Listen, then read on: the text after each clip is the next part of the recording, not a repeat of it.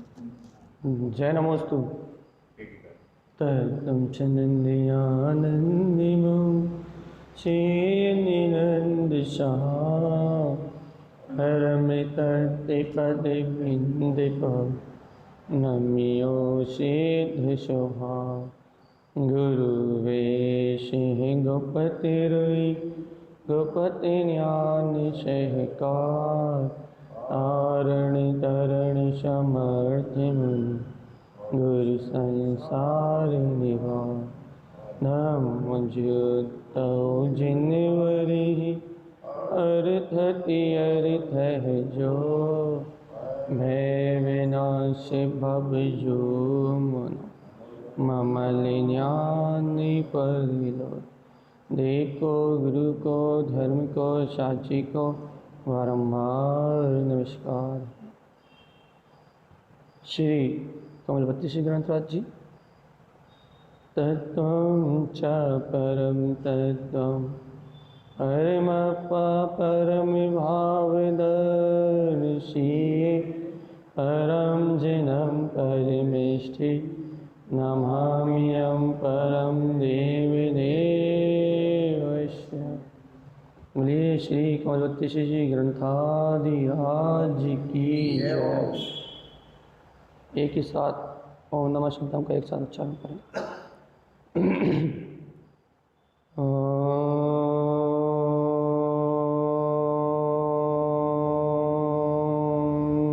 नमः सिद्धम परम।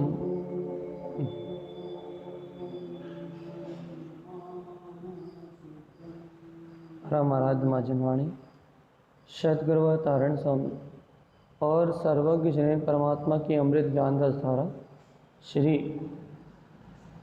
कमलवती श्री ग्रंथराज जी, जहाँ आचार्य श्रीमद जिन तारण स्वामी जीव को उसके कमल स्वभाव के बोध की बात बता रहे हैं। देख भैया, अपन ये तो बार बार स्वीकार कर रहे हैं कि हाँ मैं जीव हूँ, मैं जीव हूँ, मैं जीव हूँ, लेकिन जीव का स्वभाव क्या है ये स्वीकार नहीं कर रहे।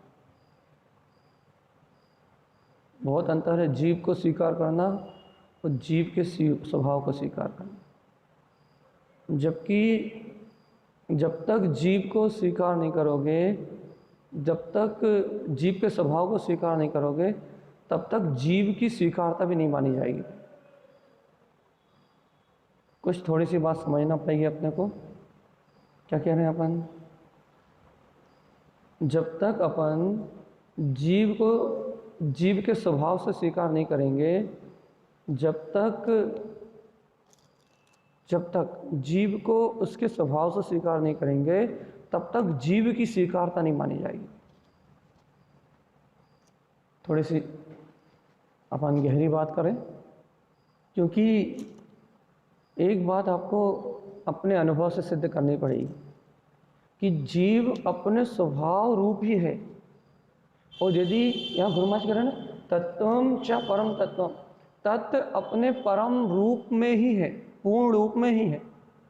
तत्व का जो रूप है वो अपने पूर्ण भाव में है, अपने पूर्ण रूप में है। यदि आप तत्व को उसके पूर्ण रूप से, पूर्ण भाव से स्वीकार नहीं करोगे, तो तत्व की स्वीकारता नहीं मानी जाएगी।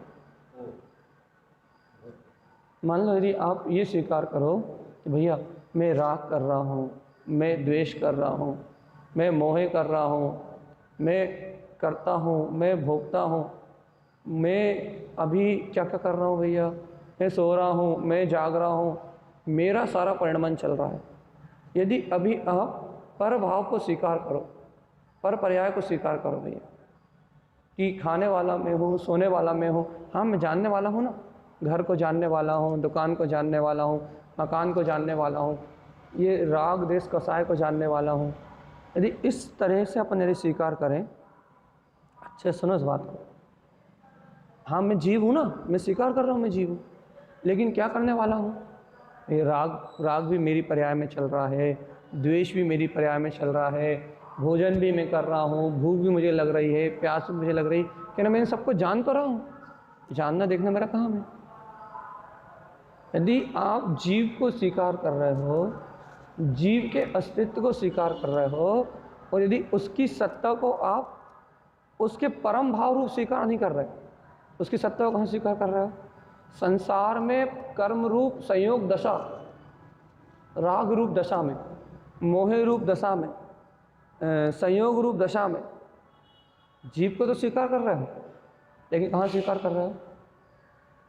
स्वीकार तो कर रहे हैं, पर जो कसाय जो है वो इसमें तो छोड़ तो रहे हैं ना। सवाल भी नहीं है, कर रहे हैं कसाय, देखने वाला हूँ, जानने वाला हूँ, क्यों रहे हैं?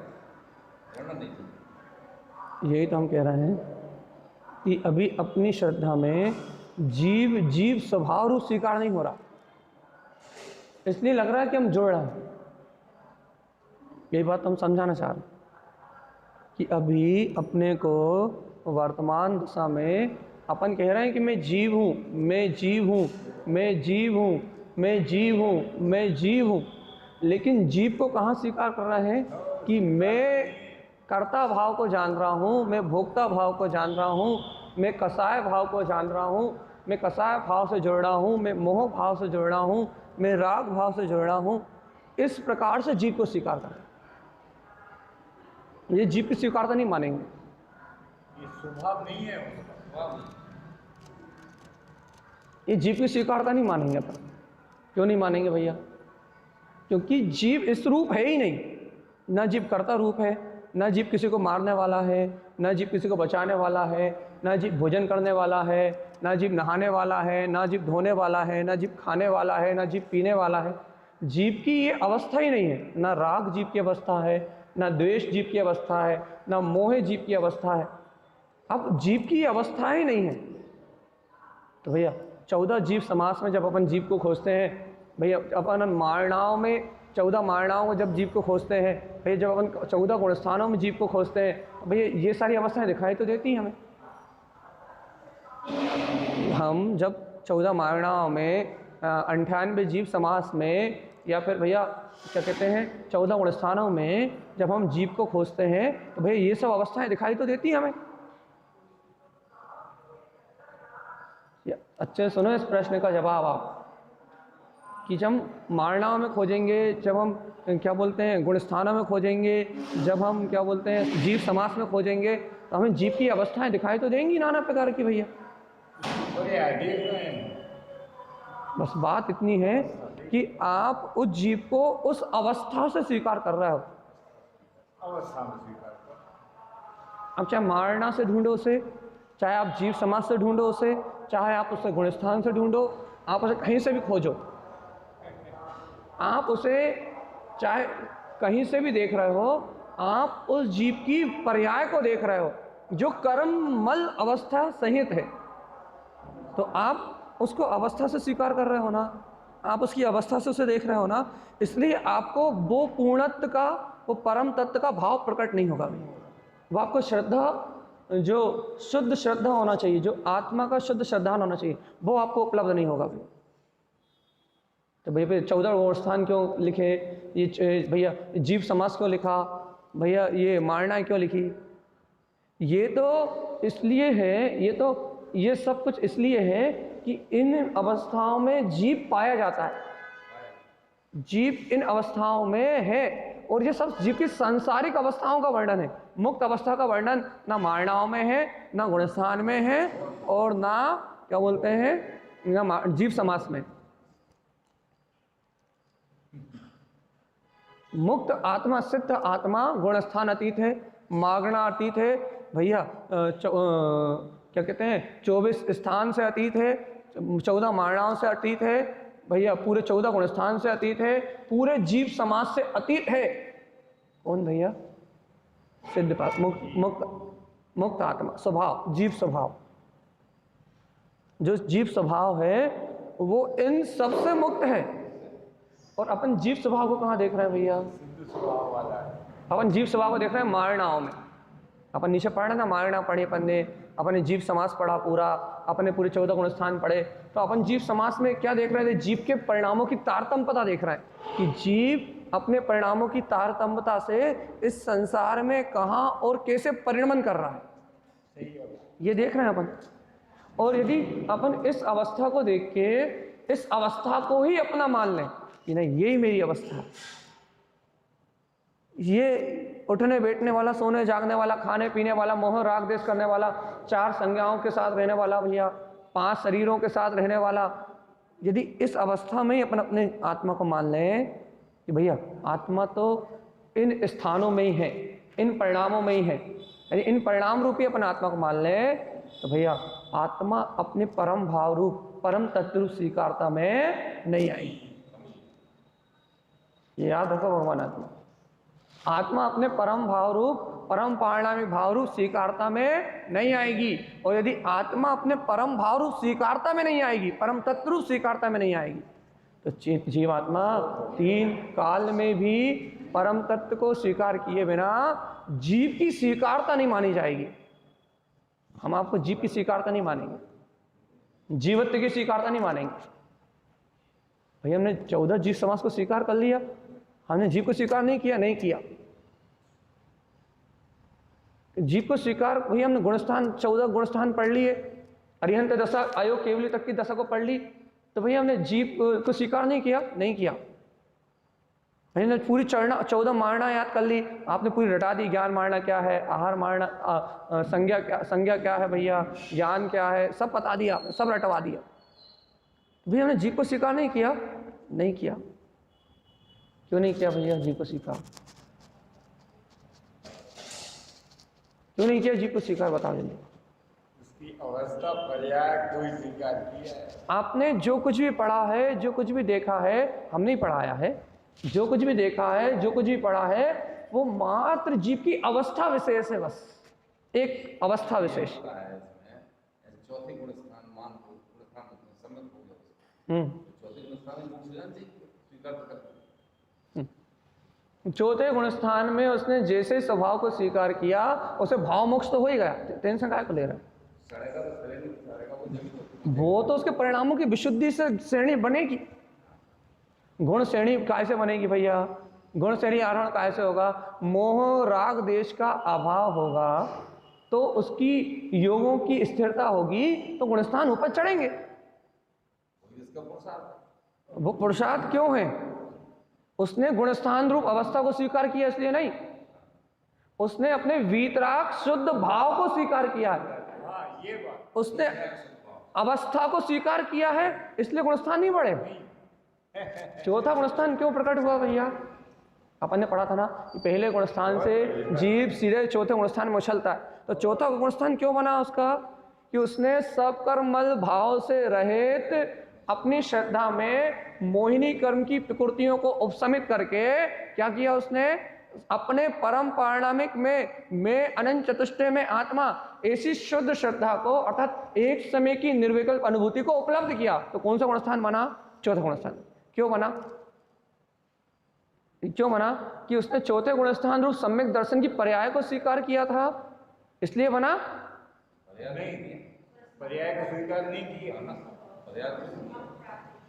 उसने अपना जो तत्व है उसको स्वीकार। बस बहुत बढ़िया। उसको स्वीकार। उसने चौथे गुणस्थान रूप अवस्था, जब जीव को चौथे गुणस्थान रूप अवस्था होनी थी, तब उसके मन में लक्ष्य नहीं था कि मैं चौथे गुणस्थान को पा जाऊं। यदि उसके मन में यदि लक्ष्य हो जाए कि मैं चौथे गुणस्थान को प्राप्त कर लूं, तो 3 काल में संभव नहीं चौथा गुणस्थान। यदि मैं सम्यक दर्शन प्राप्त कर लूं, ये विकल्प आ जाए, तो उसकी निर्विकल्प अनुभूति रुक जाएगी, ये बात निश्चित है। वो निर्विकल्प अनुभूति मान लो अपन ये मानते हैं, मान लो उसकी कसाय, बहुत अच्छा उदाहरण दे रहा है, बहुत सावधानी से सुनो।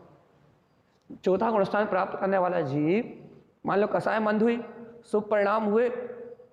सबसे पहले कसाय मंद होती है, परिणामों में शुभता आती है, फिर अधाकरण परिणाम होना प्रारंभ होते हैं। मतलब कसाय और मंद में मंदतर होती है, और मंदतर होती है, और हीन होती है। अब भैया मान लो उसकी कसाय हीन हो रही है, मंदतर हो रही है, अब निर्विकल्पता की ओर बढ़ने वाला है, तुरंत अपूर्व परिणाम होंगे। आज तक जो परिणाम नहीं हुए वैसे अपूर्व भाव होंगे, और कर्मों की स्थिति अनुभाग घटेगा, और क्या करेगा भैया? वो मोहिनी अनंत अनुबंधी कसाय की विषय योजना करेगा, और मोहिनी कर्म का करेगा उपशम। बहुत बढ़िया। अनंत अनुबंधी कसाई करेगा विषय योजना और दर्शन मोहिनी करेगा का उपशम। मतलब क्या करेगा भैया, अनंत अनुबंधी कसाई की करेगा अनुदय, कि इसका अनुदय आए, और क्या करेगा मोहिनी कर्म का करेगा उपशम, मोहिनी कर्म को दबाएगा। मान लो अब अधाकरण परिणाम की ओर जा रहा है और उसे विकल्प आ जाए कि मुझे सम्यक दर्शन कब होगा, वो नहीं होगा, अधाकरण में हो गई नहीं। या तो अधाकरण में आएगा या तो ये विकल्प रहेगा, दो में से एक चीज रहेगी। बहुत बढ़िया। मतलब अधाकरण परिणाम में आने वाला है, यदि अधाकरण परिणाम में प्रवेश कर लिया उसने, तो फिर तो अपूर्वकरण अनिवृत्तिकरण होंगे ही होंगे, करण लब्धि आगे तो होंगे ही होंगे। यदि उसे विकल्प आ गया कि मेरा चौथा गुणस्थान कब बनेगा, यदि उसका ध्यान पर्याय पे चला गया, यदि उसका ध्यान परिणमन पे चला गया, तो वो कभी चौथा गुणस्थान भर्ती नहीं हो पाएगा भगवान। अधाकरण परिणाम भी नहीं होगा, होंगे ही नहीं, चाहे कितनी मंद कसा है।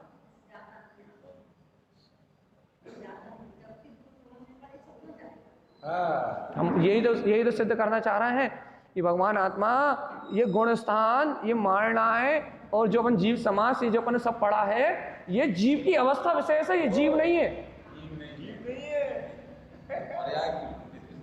हाँ, ये जीव की अवस्था विशेष है, जीव की पर्याय विशेष है, जीव का परिणाम विशेष है, ये जीव नहीं है।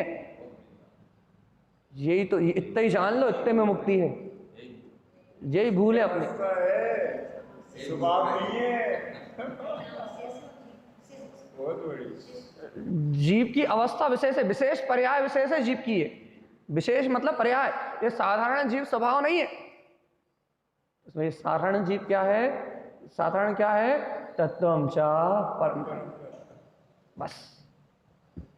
उस जीव की अवस्था मात्र का विकल्प छोड़ के जब तुम ये स्वीकार करोगे कि मैं परम तत्व पूर्ण परमात्मा हूं, तो आपने जीव मात्र के अस्तित्व को स्वीकार किया। अब आपका मोक्ष मार्ग प्रारंभ होगा भाई। अवस्थाओं से पार, दशाओं से पार, संयोगी अवस्थाओं से पार, संयोगी मोहराग के क्षयोपशम से भी पार, मोहराग से तो छोड़ो, मोहराग के क्षयोपशम से भी पार, अपना पूर्ण शुद्ध बुद्ध वीतराग परमात्मा वो ही अपना स्वभाव है। जब उस स्वभाव को अंगीकार करोगे तो उपशम क्षयोपशम अपने आप परिणाम होंगे, अपने आप होंगे। अपने आप मैं करूं वो भी भैया, इतनी गुण स्थान की व्यवस्था इतनी स्वतंत्र है, इतनी स्वतंत्र है कि सर्वक भगवान के अलावा और कोई जीव जान ही नहीं सकता कि हमारा गुण स्थान कौन सा है। स्वयं का भी हर समय नहीं जान सकता जी, इसलिए नहीं जान सकता क्योंकि कब कौन से परिणाम आ जाए और कब ऊपर और नीचे स्थिति हो जाए पता ही नहीं है। अभी हम चर्चा कर रहे हैं, पता लगे ये चर्चा करते करते हम क्षयोपशम समय दृष्टि, और पता लगे अंतर में जरा सी कोई शंका वाला परिणाम आके आ जाए, तो पता लगे अब भी हाली क्षयोपशम समय दर्शन से तीसरे गुण स्थान में मिश्र हो जाए, और अभी पता कर सकते थे अरे अरे हट क्या हुआ ये, मैं तो गायक तक भगवान आत्मा हूं, अभी पता लगे वापस चौथे में आ जाए। यही चर्चा करते करते तीसरा हो जाए, यही चर्चा करते करते चौथा हो जाए, अब भी अली पता लगे हम भैया चर्चा करते करते ये चर्चा करने लगे, भैया देखो सेमड़ खिड़म कितने अति से होते हैं, गुरु महाराज बहुत देते हैं, अब भी तीसरा गुण स्थान हो जाएगा। और अब भी अली भैया अरे कोई किसी को कुछ नहीं करता, मैं तो गायक तत्व भगवान आत्मा हूं, अब भी अली चौथा गुण स्थान हो जाए। पता ही नहीं लगना कहाँ का होना है, क्या होना है। पता ही नहीं लगना भगवान आत्मा परिणाम, ये थर्मामीटर है, यहाँ थर्मामीटर है। यहाँ तो आपके मोह राग देश और योग के परिणाम ऊपर नीचे हुए और आपका गुणस्थान ऊपर नीचे, टेम्परेचर कभी कम कभी ज्यादा, कभी कम कभी ज्यादा, कभी कम कभी ज्यादा। और भाई मिथ्यात्व के परिणाम आ जाए तो पहले में पटका जाओ, अनंत मंदी की उदय आ जाए तो दूसरे में पटका जाओ, कुछ भी हो सकता है। इसलिए भगवान आत्मा अपन क्या चर्चा कर रहा है, क्या कहना चाह रहा है, क्या समझाना चाह रहा है कि तत्वम च परम तत्व। जीव मात्र की अवस्था को स्वीकार करोगे, भैया देखो मैं राग को भी तो जान रहा हूं, मैं देश को भी तो जान रहा हूं, मैं भैया मोह रूप परिणमन को भी जान रहा हूं, कर्तृत्व रूप परिणमन को भी जान रहा हूं। यदि इन सबको जानने वाला मैं यदि ऐसा स्वीकार करोगे तो आप जीवत्व को स्वीकार नहीं, जीव को स्वीकार नहीं कर पाओगे। भाई हम जीव की बात तो कर रहे हैं, जीव ऐसा है ही नहीं तो तुम कैसे कर रहे हो? जैसा वो है ही नहीं तुम उसे कैसे मान रहे हो? ये हो ही नहीं। यदि आप कहो कि मैं राग को जानता हूं, मैं मोह को जानता हूं, मैं भैया वर्तमान भूमिका में मैं राग करता हूं, मोह करता हूं, यदि अपने आप को ऐसा जान रहे हो तो जीव तो ऐसा है ही नहीं। और यदि आप अपने आप को ऐसा जान रहे हो तो आप मिथ्या श्रद्धा कर रहे हो भैया। सही है, मिथ्या श्रद्धा की बात चल रही, ज्ञान की बात बिल्कुल नहीं चल रही। यदि श्रद्धान की चर्चा चल रही है, निशंक होने की बात चल रही है, ज्ञान की बात बिल्कुल नहीं चल रही। सम्यक ज्ञान का विषय नहीं चल रहा, श्रद्धा का विषय चल रहा। सावधान रहना। क्या कह रहा है? यदि आप वर्तमान अवस्था में ऐसा जान रहे हो, ऐसा मान रहे हो कि भगवान आत्मा ये मोह राग देश भी तो मुझसे ही हो रहा है, ये भी जीव के परिणाम है, इन परिणामों के कारण तो मेरा पहला गुण स्थान है, मिथ्यात्व के भाव कारण तो मैं पहले गुण स्थान में हूं। यदि ऐसा मान रहे हो कि मिथ्यात्व को जानने वाला भी तो मैं ही हूं, मिथ्यात्व को करने वाला भी तो मैं ही हूं, मिथ्यात्व भी तो उत्पन्न मुझसे हो रहा है, तो आप बात कर रहे हो जीव की, चर्चा कर रहे हो जीव की, स्थिति देख रहे हो जीव की, लेकिन जीव की स्थिति देख रहे हो, जीव को नहीं देख रहे। ये याद है, उसके स्वभाव को नहीं देख रहे। हाँ, अपन अवस्था को देख रहे हैं।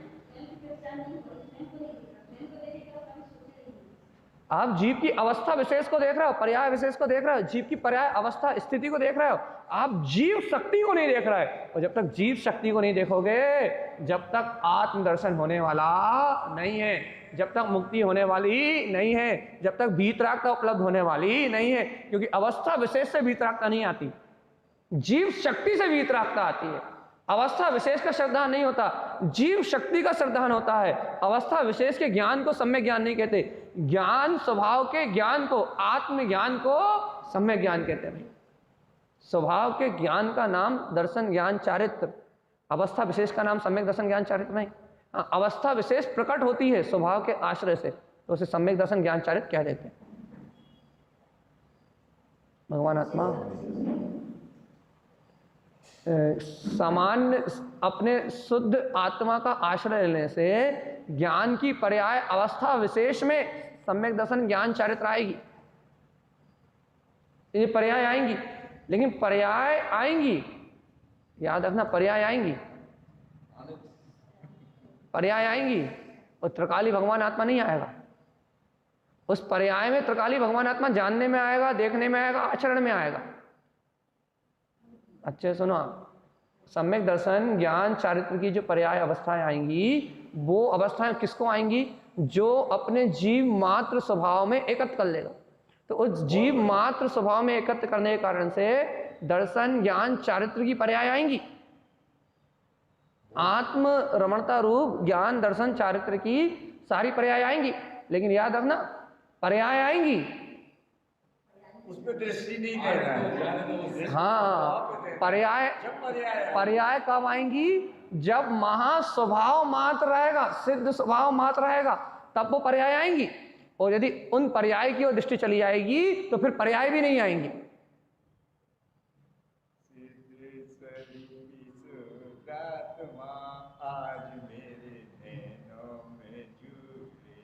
भगवान आत्मा, कितनी अच्छी बात है ना। जब तक उस त्रिकाली परम ईश्वर, उस वीतराग अनंत चतुष्टय आत्मा, जब तक उस अखंड शक्ति पे, उस अनंत ज्योति पे दृष्टि रहेगी, तो उसकी अनंत पर्याय प्रकट होंगी। वो जिस समय उसकी पर्याय पे दृष्टि चली आएगी, उस समय भी वो परमात्मा प्रकट होने वाला नहीं। ऐसा है परमात्मा। हाँ, यदि कारण शुद्ध पर्याय देखोगे तो कोई बात नहीं, लेकिन कार्य रूप पर्याय देखोगे तो फिर बहुत दिक्कत है। उस पर भी दृष्टि नहीं देना,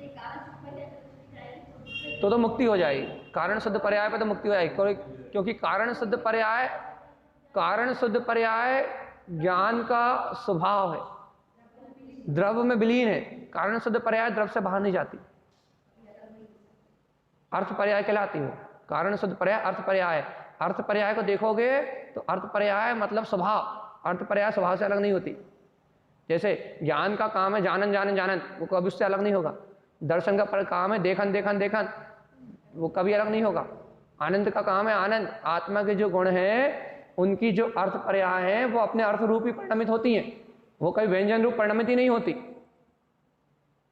जीव स्वभाव को स्वीकार करोगे तो जीव की कारण शुद्ध पर्याय दिखेंगी। जैसे कैसे, हम ये भी समझा दें, नहीं तो बहुत कंफ्यूजन हो जाएगा। ये स्वीकारता तो पर्याय की हो जाएगी, नहीं होगी, हम बता रहे हैं। स्वीकारता तो स्वभाव की करेंगे, पर्याय अपने आप प्रकट होती रहा है। सुनो कारण सुनो, परमात्मा को स्वीकार करेंगे तो पर्याय तो अपने आप। आपने कारण पर्याय नहीं पढ़ा इसलिए ऐसा कह रहे हो, हम बता रहे हैं कारण पर्याय होती क्या। कारण पर्याय क्या होती है समझो पहले। आत्मा में ज्ञान नाम का गुण है या नहीं? आत्मा में ज्ञान नाम का गुण है या नहीं? और उस ज्ञान में, ज्ञान जब है तो ज्ञान में ज्ञान का परिणमन चलेगा या नहीं चलेगा? ठीक है, बहुत सरल भाषा में समझा रहे हैं हम आपको, बिल्कुल एक भी परिभाषा नहीं बताएंगे, आपकी भाषा में आपकी बात। ज्ञान में ज्ञान, आत्मा ज्ञान में है, सर्पदेशों में आत्मा ज्ञान में है, और आत्मा में जो आत्मा का ज्ञान रूप परिणमन चल रहा है, ज्ञान ज्ञान ज्ञान ज्ञान ज्ञान ज्ञान ज्ञान ज्ञान ज्ञान ज्ञान, ये आत्मा का जो ज्ञान रूप परिणमन है वो ज्ञान में है नहीं है, ज्ञान गुण में है नहीं है? ज्ञान गुण है तो क्या ज्ञान गुण कभी ज्ञान के परिणमन के बिना रह सकता है? नदी है तो नदी क्या बहाव के बिना रह सकती है? नदी वही है जो बहाव हो जिसमें, और यदि नदी नहीं, यदि बहाव नहीं हो तो वो नदी नहीं कहलाएगी, फिर क्या कहेगी? खंती। फिर वो कहलाएगा तालाब, फिर वो कहलाएगा गड्ढा। नदी कब कहलाएगी? जो बहेगी उसका नाम नदी, और जो रुक जाएगी तालाब। तालाब, खंती, नाला, नाम नाना प्रकार के पालेगा है? अरे ठीक है, जो भी हो, जो बहेगी वो नदी, और जो थम जाएगी वो तालाब। ऐसे ही भैया, जो ज्ञान ज्ञान रूप ज्ञान रूप ज्ञान रूप ज्ञान रूप ज्ञान रूप ही परिणमन करेगा वो ज्ञान ज्ञान, और जो ज्ञान रूप परिणमित हो रहा है, जो ज्ञान ज्ञान रूप परिणमित हो रहा है, वो उसकी कारण शुद्ध पर्याय है, वो कभी उससे अलग नहीं होती। जैसे शक्कर से मिठास कभी अलग नहीं होती, वैसे ही ज्ञान से कभी जानन जानन जानन जानन जानन जानन जानन जानन जानन जानन जानन ज्ञान ज्ञान ज्ञान ज्ञान ज्ञान कभी नष्ट नहीं होता।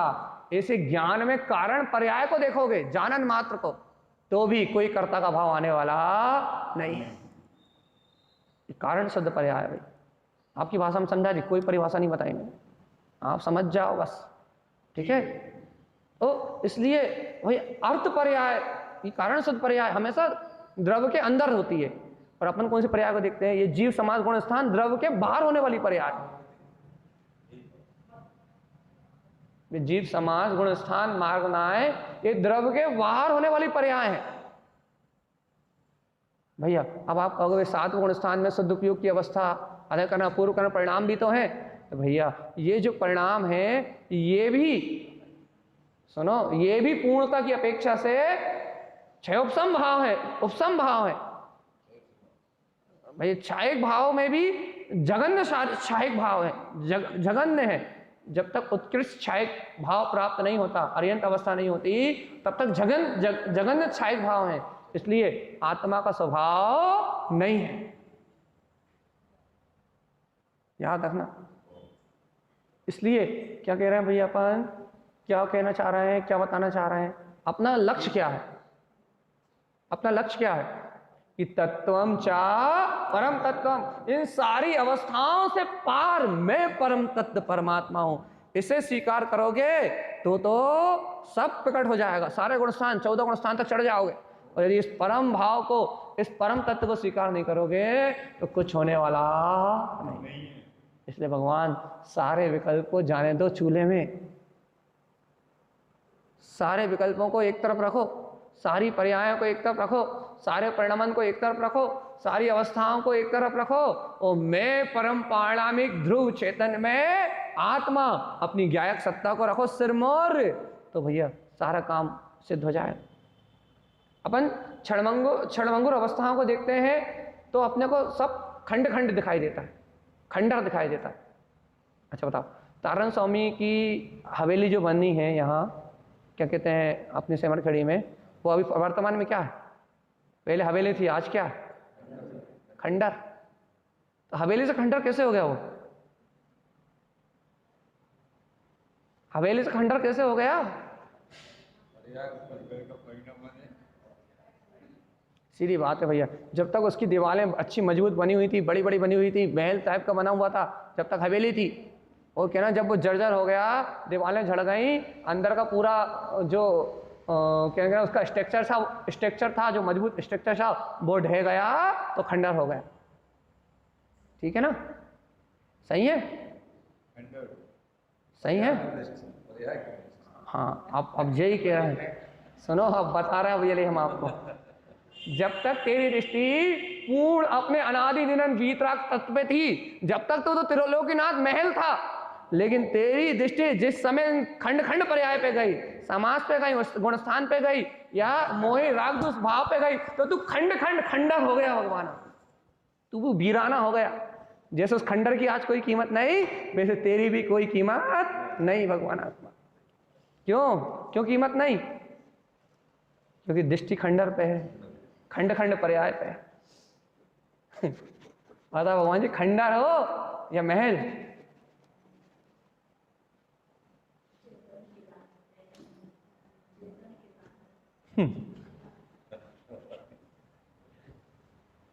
खंडर हो या महल?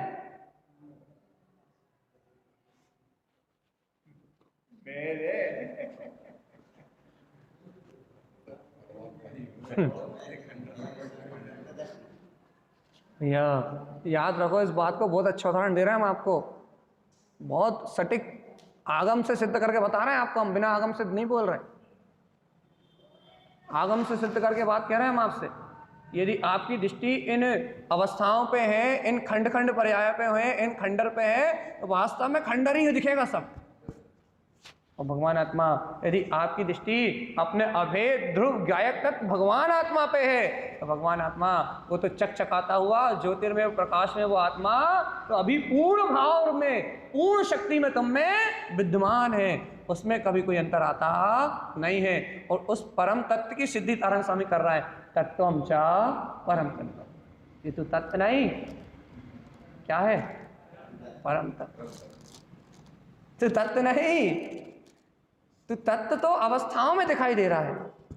ये जो आत्मा है, आश्रव भाव में, भैया संवर भाव में, निजरा भाव में, भैया पुण्य भाव में, पाप भाव में, भैया ये जो तत्व रूप दिखाई, अवस्था दिखाई दे रही है ना, कोई पुण्य भाव में दिखाई दे रही है, कोई पाप भाव में दिखाई दे रही है, कोई आश्रव भाव में दिखाई दे रही है, कोई बंध भाव में दिखाई दे रही है, कोई संवर भाव में दिखाई दे रही है, कोई निजरा भाव में दिखाई दे रही है, अजीब रूप मन भाव में दिखाई दे रही है। ये लगे जो तू ये देख रहा ना अवस्थाएं, पुद्गल पदार्थ रूप अवस्थाएं, ये अवस्थाएं खंडर हैं। जितनी तो ये अवस्थाएं दिख रही हैं, ये अवस्थाएं खंडर हैं, ये सब खंड खंड हैं, ये सब पर्याय अवस्थाएं हैं। और भगवान आत्मा, तू तो शाश्वत सिद्ध महल है, तू तो ध्रुव वीतराग भगवान आत्मा है, तू तो त्रिलोकीनाथ है, तू तो निरंजन है, तू तो परम तत्व है।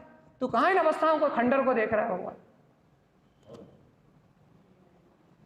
बताओ भगवान, खंडर है?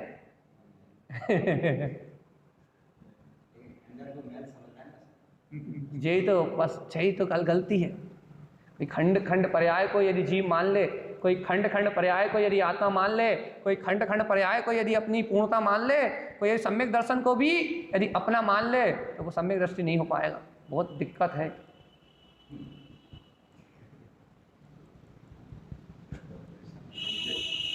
अरे भगवान, इतनी खतरनाक समस्या है। यदि कोई यदि जीव 13वें गुण स्थान में, यदि अरिहंत भगवान, वैसे ऐसा होता नहीं है, लेकिन झूठा कथन मायाचारी कर रहे हैं हम, ऐसा के आवरणवाद कर रहे हैं अरिहंत पे, ऐसा के लेकिन कह रहे हैं आवरणवाद कर रहे हैं हम, झूठा कथन कह रहे हैं, आवरणवाद कर रहे हैं, इसका फल हमें जरूर मिलेगा, लेकिन फिर भी समझाने के लिए कह रहे हैं, राग भाव ज्यादा है ना, इसलिए यदि अरिहंत भगवान भी, यदि मैं 13वें गुण स्थान वर्ती अरिहंत हूं, यदि ऐसा मान आ जाए, तो वो भगवान आत्मा, वो अरिहंत नहीं हो सकते। हमने इसलिए पहले कह दिया, हमने पहले अपनी सारी गलती स्वीकार कर ली,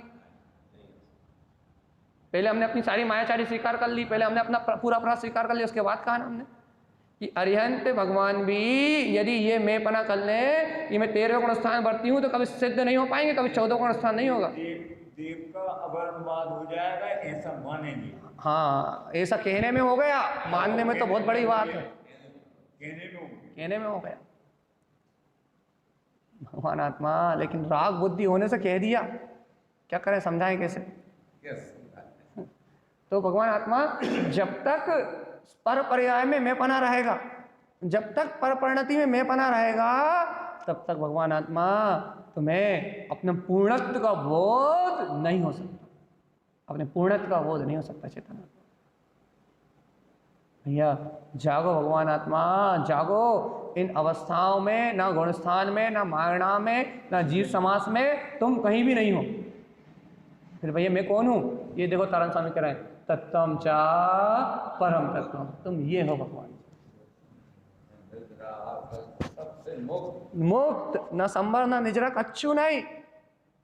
मोक्ष भी परम उपाधि तत्व भी, वो भी बाहर है, मोक्ष कोई स्थान नहीं।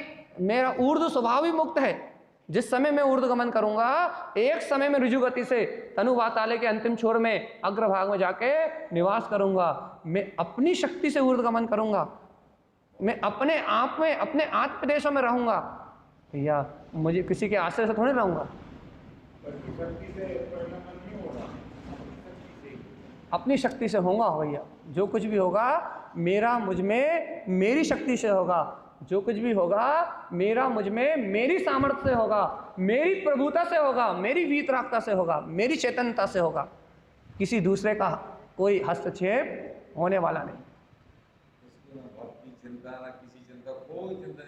काय का जन्म, कौन सा मरण, कौन सी मुक्ति, कौन सा मोक्ष, कौन सा काल, कौन सा सिद्ध, क्या कुछ नहीं भैया, कोई मतलब नहीं है। मैं तो अपना पूर्ण ज्ञायक तत्व भगवान आत्मा, इससे मतलब है बस। मुक्त है, इसे कोई से मतलब नहीं है भैया। जब तक ऐसी श्रद्धा नहीं है तब तक काम की सिद्धि नहीं। जब तक इतना प्रेम नहीं करते अपनी आत्मा से, जब तक इतने प्रियतम, इतने प्रेमी नहीं बनते अपनी आत्मा के, इतना इष्ट अपना स्वभाव नहीं लगता, तब तक स्वीकारता नहीं, जीव की स्वीकारता नहीं होगी। जीव के नाम पे धोखा स्वीकार करोगे बस। स्वभाव के नाम पे धोखा। देखो भैया, तुमने पुद्गल के नाम पे धोखा खाया, वो बात सही है। तुमने मंदिरों के नाम पे धोखा, धर्म के नाम पे धोखा खाया, वो बात भी सही है। तुमने पूजा पाठ के नाम पे धोखा खाया, वो बात भी सही है। तुमने क्रियाओं के नाम पे धोखा खाया, वो बात भी सही है भैया। मान लिया वो सब पर था भैया, लेकिन तुमने जीव के नाम पे धोखा खाया, ये तो भैया ये तो बहुत बुरी बात हो गई। तुमने क्रियाओं के नाम पे धोखा खाया, चल गया। मैं जीव, तुमने क्रियाओं के नाम पे धोखा खाया, चल गया। तुमने पूजा पाठ के नाम पे धोखा खाया, चल गया। तुमने व्रत उपवास महाव्रतों के नाम पे धोखा खाया, चल गया। बहुत बड़ी। तुमने पुण्य पाप के नाम पे धोखा खाया, चल गया। लेकिन भैया तुमने आत्मा के नाम पे धोखा खाया, अब नहीं चलेगा, ये नहीं चलेगा, बिल्कुल नहीं चलेगा। वो अपने आप से धोखा हो गया, मैं आत्मा हूं ना। अरे डूबे भी तो आत्मा के नाम पे डूबे। आत्मा तो उभारने वाला है, तारणहार है, वीतराग चतुष्टय वाला है, पूर्ण प्रकाश ज्योतिर्मय है, केवल ज्ञान की अनंत शक्ति का स्वामी है, तीनों लोकों का नाथ है। तो इसके नाम पे डूबे तुम? डूबने के लिए और कोई नहीं मिला। जीव के नाम पे डूबे भगवान, इसके नाम पे डूबना नहीं भैया। इसके नाम पे तो पार उतरना है। ये तो परमात्मा है और तारण स्वामी पार उतरने की बात बता रहे हैं। तत्वम चा परम तत्व भैया, तत्वों में परम तत्व वो दिव्य चैतन्य प्रकाश, वो मैं हूं। जिस दिन ये स्वीकार होगा उस दिन गुण स्थानों से पार।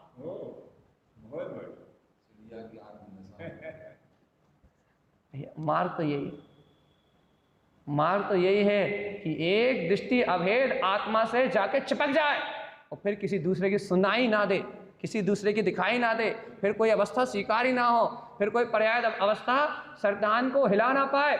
श्रद्धान दृढ़ रहे कि चौथा गुणस्थान रहे तो भी मुझे कोई अंतर नहीं पड़ता, और मिथ्यात्व प्रकृति का उदय आके पहला गुणस्थान आ जाए तो भी मुझे कोई अंतर नहीं पड़ता, मुझे अंतर नहीं पड़ता।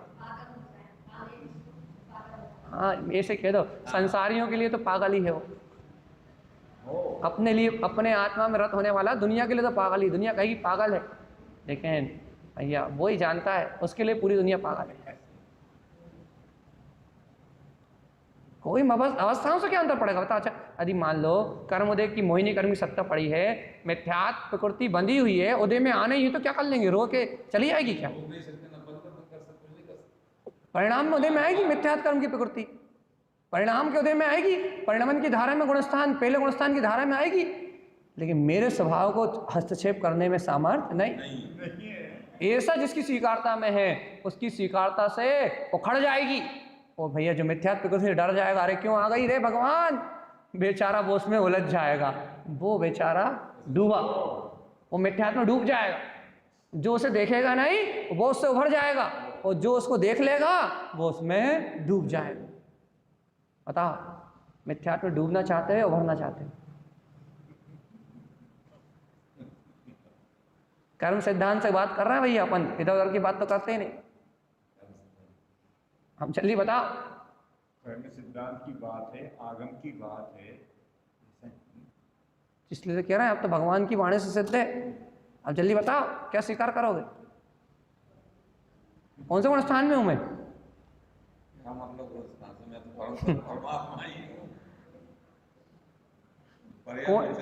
इंद्री मारना कितनी है अपनी अभी?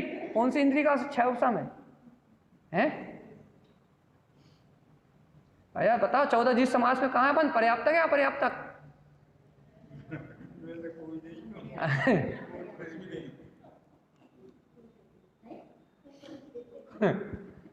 मैं तो जो हूँ सो हूँ।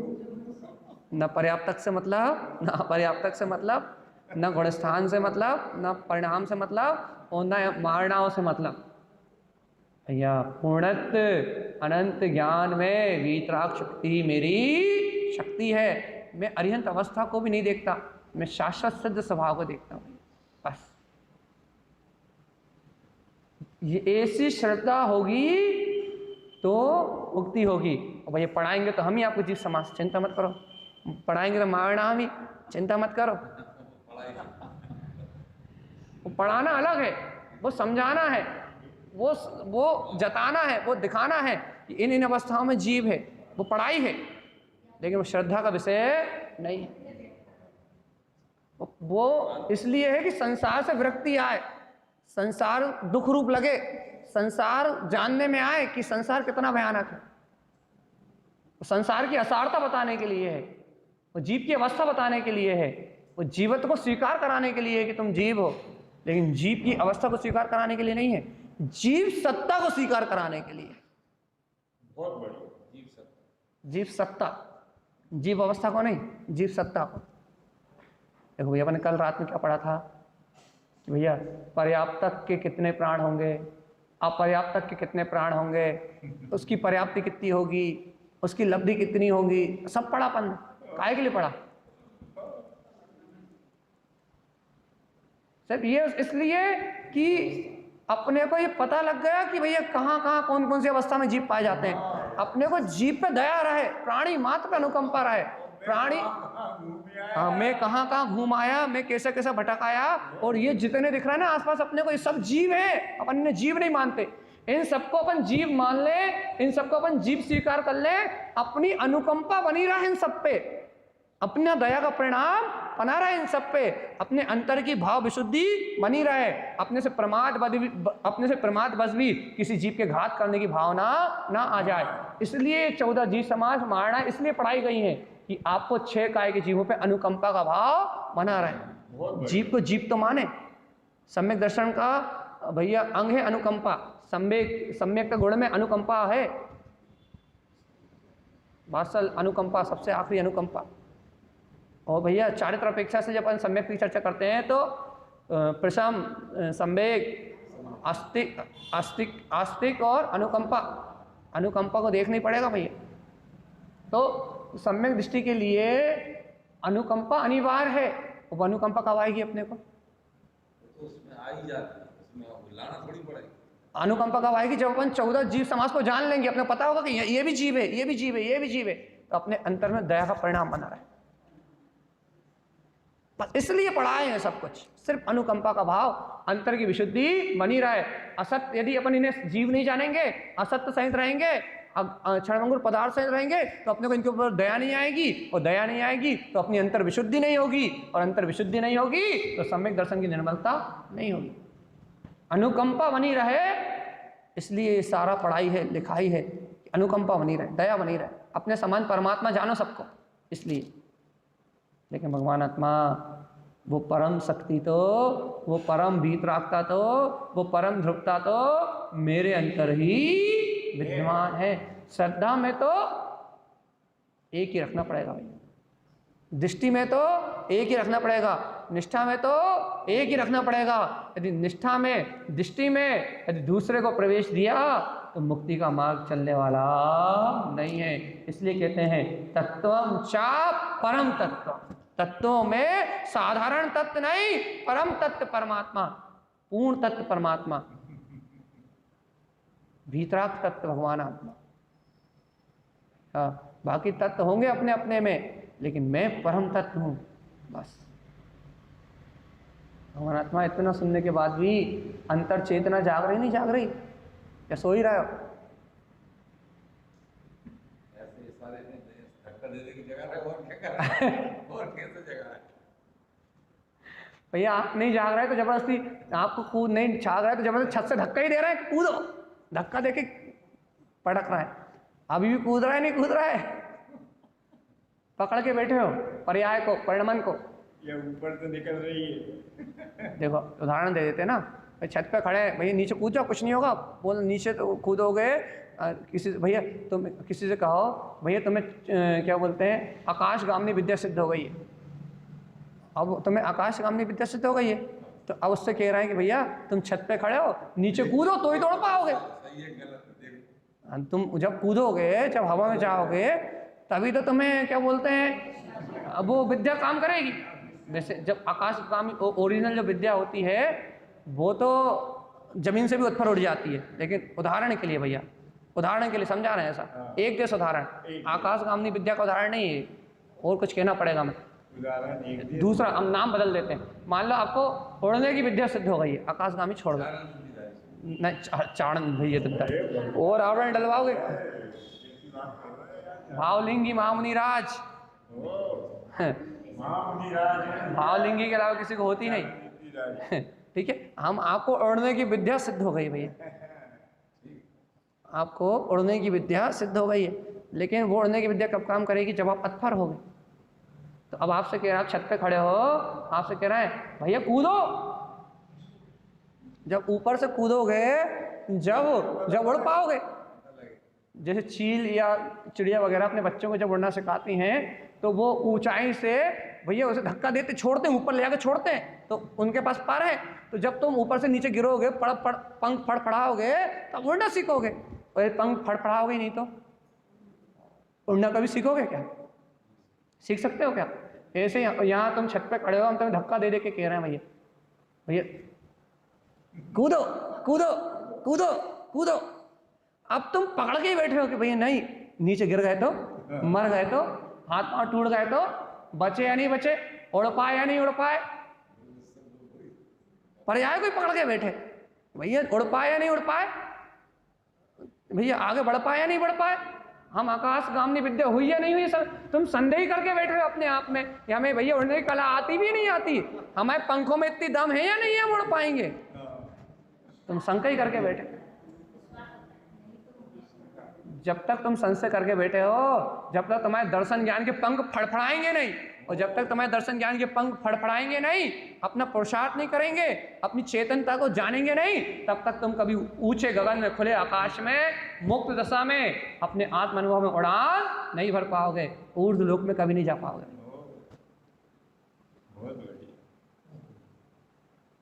भैया फड़फड़ाओ, ज्ञान दर्शन के पुरुषार्थ से, ज्ञान दर्शन के पंखों से फड़फड़ाहट पैदा करो कि हाँ मैं ही हूं, मुझ में पूर्ण प्रकाश में ज्योति की शक्ति है, मैं ही सिद्धों के समान भैया केवल ज्ञान में सत्ता का धारी हूं, मुझे इस जगत में कोई परास्त करने वाला है ही नहीं, मैं पूर्ण परमात्मा हूं, मुझमें परम ज्योति विद्यमान है। फड़फड़ाओ भैया पंख, ज्ञान दर्शन के पंख, चलो मुक्ति श्री की ओर। हाँ भगवान आत्मा, ये अंतर ज्योति का प्रकाश हो जाए, बस एक बार स्वीकार हो जाए कि वो ज्योति स्वरूप, वो परम शक्ति, वो परम आत्मा निज देने वाले में बसा है। देखो भैया, अपन तारा स्वामी की एक गाथा की पहला चरण नहीं कह पा रहे, तत्वम च परम तत्वम, रोज हार के जाना पड़ता है। कल भी वही कह रहे थे, कह नहीं पाए थे, आज भी वही कहने की कोशिश करे, कह ही नहीं पाए। इसलिए कहते हैं वे आत्मा को शब्दों में कहा ही नहीं जा सकता। अरे कह ही नहीं सकते उसे, वो शब्दातीत है।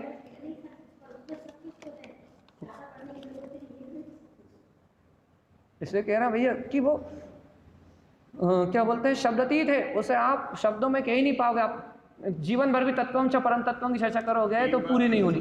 ये बात तो स्वीकार हो जाए, जीवन भर भी इस गाथा का पहला चरण बोलते रहेंगे ना तो पूरा होना ही नहीं है वो। अब ये पूरा होना ही नहीं है तो क्या करें, आगे बढ़ जाएं? कल बढ़ेंगे आगे, आज और छोड़ो, आज टाइम ही हो गया, अब आगे बढ़ने से क्या फायदा। आज अपन यहीं रुके रहो। आज अपन कितने मिनट हो गए बताओ तो जरा, टाइम तो देख लो।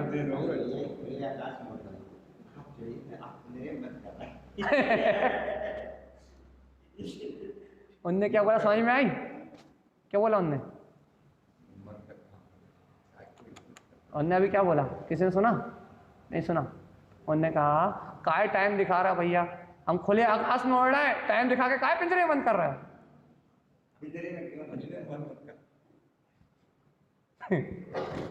देख तो ले, हाँ टाइम तो हो गया।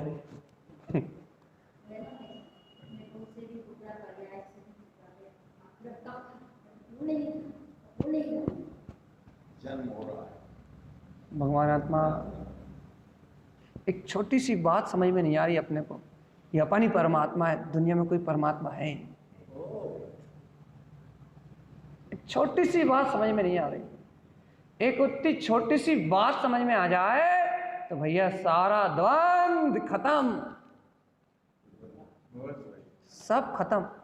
एक छोटी सी बात स्वीकार नहीं हो रही कि वो पूर्ण शक्ति, वो पूर्ण तत्व मेरा ही प्रकाश है, मेरे अलावा इस जगत में कोई दूसरा प्रकाश है ही नहीं।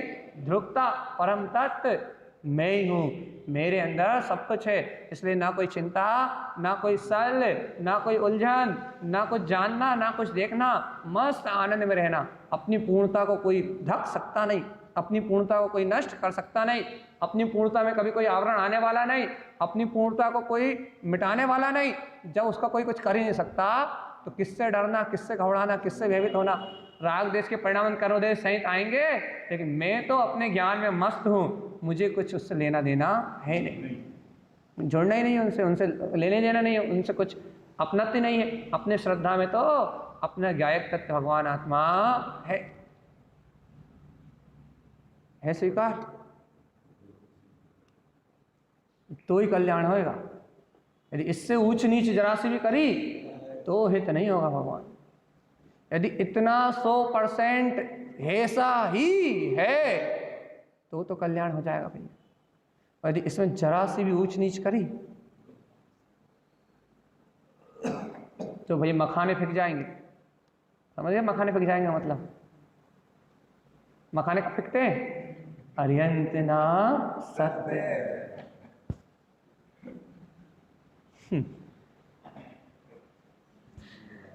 भगवान आत्मा जल्दी से ये शरीर अर्यंत नाम सत्य है की गूंज लगाए समाज वाले। इससे पहले इस समाज से, इस शरीर से ये कत छोड़ दो, मैं परम तत्व परमात्मा हूँ, इस परम शक्ति को स्वीकार कर लो। और नहीं तो भैया चार गति में परिभ्रमण करते करते अनंत काल हो गया, अपने आदि अंत की खबर नहीं करी। आदि कब जानिए? जब जीव निशंकित आदि गुणों को प्राप्त कर सम्यक को प्राप्त होए। और अंत कब जानिए? जब पंच मुष्टि केश लोंच कर 13 प्रकार का चारित्रधार और सिद्ध स्थान को आवागमन कर रहे तो सिद्ध स्थान को प्राप्त हो तो अंत जानिए। धन्य वे भगवान जिन्ने आदि अंत की महिमा कही। ये पढ़ते मंदिर भी नहीं अपन, रटते जा रहे, रटते जा रहे, रटते जा रहे। समझ तो लो भगवान आत्मा कि अपन पढ़ क्या रहे हैं, यही पढ़ रहे हैं कि वो परम तत्व परमात्मा मैं हूँ और सारी पर्याय मुझसे भिन्न है। वो पूर्ण आत्मा मैं हूँ और सारा परिणमन मुझसे भिन्न है। यही रट रहे हैं अपन दिन रात, लेकिन भैया जो रट रहे हैं बस वो याद नहीं हो रहा। रट रहे हो नहीं हो रहा। इसलिए भैया देखो समय हो चला है, समय अपनी मर्यादा पे चल रहा है, भाषा वर्णा अपनी योग्यता में परिणमित हो रही है, निमित्त संयोग सुनना समझना वो सब अपनी योग्यता में हो रहा है। ये सारे परिणमन से अभी इस समय जो भिन्न है वो मैं हूँ। फिर कहते हैं हम बात, समय अपनी योग्यता से परिणमन हो रहा है। अपनी योग्यता से मतलब भैया वो ज्योतिषी देव सुमेरु पर्वत की चक्कर लगा रहे हैं, इसलिए ये व्यवहार काल बन रहा है। निश्चय काल तो ये है ही नहीं। ये जो भूत वर्तमान भविष्य रूप ये जो काल है, काय के लिए भाई? कौन ने बनाया ये? वो ज्योतिषी देव घूम रहे हैं इसलिए बन रहा है। और ज्योतिषी देव के विमान घूम रहे हैं, वो तो विमान में आनंद से होने क्या लेना देना। ज्योतिषी देव के विमान घूम रहे हैं इसलिए भूत वर्तमान भविष्य रूप काल बन रहा है। इसलिए नहीं घूम रहे कि काल परिणाम, वो उनका स्वभाव ही घूमने का। तो उनके परिक्रमा के अनुसार ये व्यवहार काल भूत वर्तमान भविष्य बन रहा है। इसमें निश्चय काल का तो कोई दिक्कत ही नहीं है, उसे कोई मतलब ही नहीं है, उसे लेना देना नहीं है। निश्चय काल तो अपनी वर्तना में सिद्ध है, शुद्ध है, मुक्त है, उसे कुछ लेना देना नहीं है। तो भैया क्या कह रहे हैं अपन, ये जो क्या कह रहे थे हम, क्या कहना चाह रहे थे ये ज्योतिषी देव। हाँ, ये भाषा वर्णा का जो समय निकल गया, एक जो समय बीत गया, इस समय तो उनके चक्कर लगाने के कारण निकल गया 1 घंटा। नहीं तो घंटा कहाँ था? घंटा था ही कहाँ? वो तो उनने चक्कर लगाया इसलिए पता लग गया 1 घंटा बीत गया। और भैया ये भाषा वर्णा का स्वतंत्र परिणमन होना था तो अपन ने बकबक कर ली, ये भाषा वर्णा कर गई।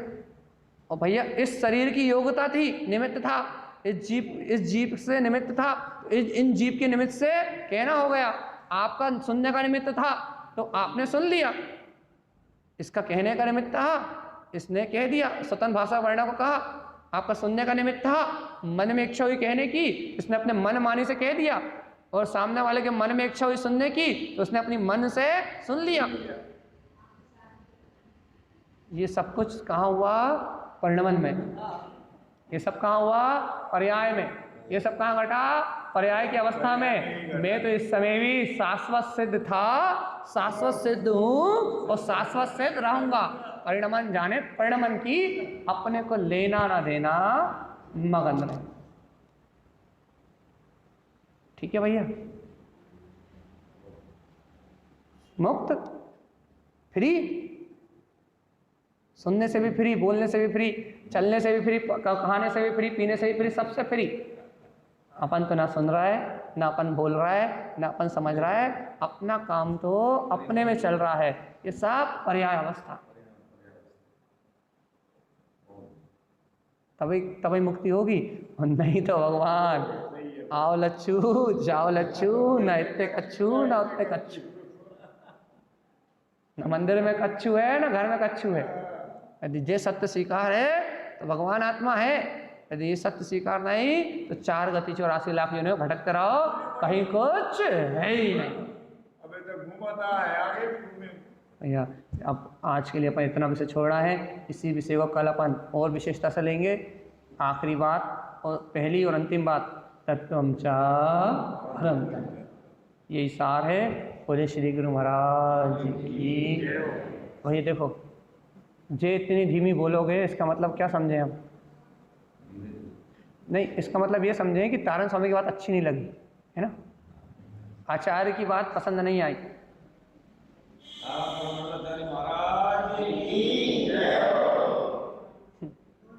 बोलिए कमलवती जी ग्रंथादिराज की, मेरे ज्ञान स्वभाव की जय नमोस्तु। नंद शाह परमिता ते पदवींद पाओ नमियो सिद्ध शोभा गुरु वेश गुपति गुपति ज्ञान सहकार समर्थ गुरु संसार निवारण तब जिनेवर अर्थ अर्थ है जो मैं विनाश भव जो मुना ममल ज्ञान पर देव को गुरु को धर्म को साक्षी को बारंबार नमस्कार।